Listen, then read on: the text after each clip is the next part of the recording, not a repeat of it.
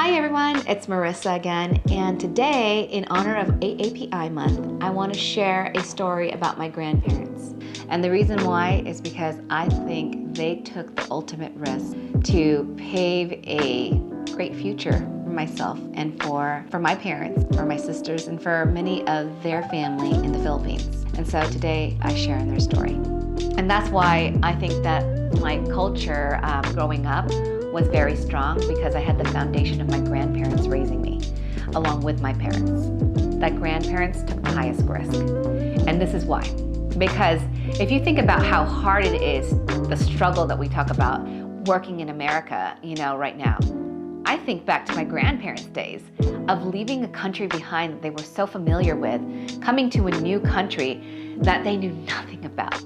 And in doing so, they had to learn English, they had to learn the American culture, they had to help my parents raise, 3 children who didn't know how to speak their language and still try to communicate and cook for them as well.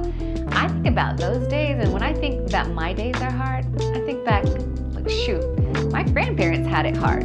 So even after they were done raising us, they even thought, well, what good could I be to my family in the Philippines and raise more money? They went to work at McDonald's. My grandmother worked at a nursing home, helped out, and she sent all the money that she earned back home. So why? So they can have milk, they can have food, they can buy clothes, all those things. So people always ask me, why are you so philanthropic? I said, it's because I had humble beginnings. It's because that's what I knew.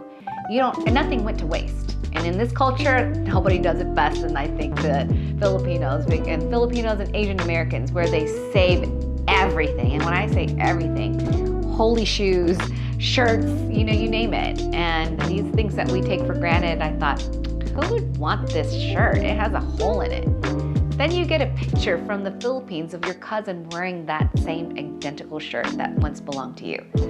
These are the things that I think that when we come to the United States of America, we take for granted when we're first generation Americans, second generation, and as time goes on, a part of that culture gets lost because we don't teach it anymore. And that's unfortunate, because there's a lot of great traditions that should still continue to be carried on.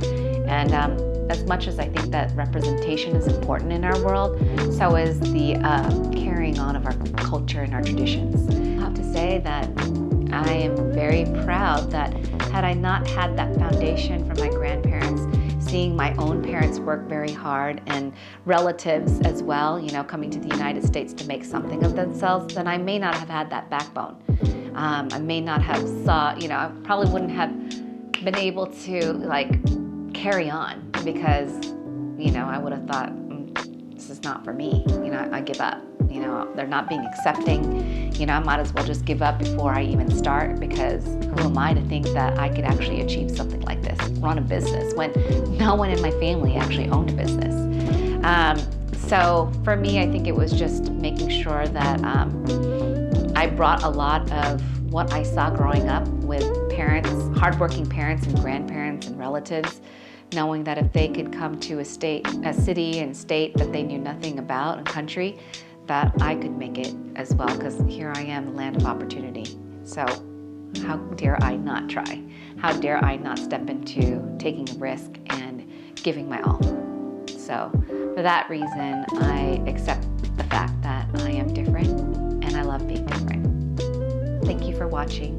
Until next time.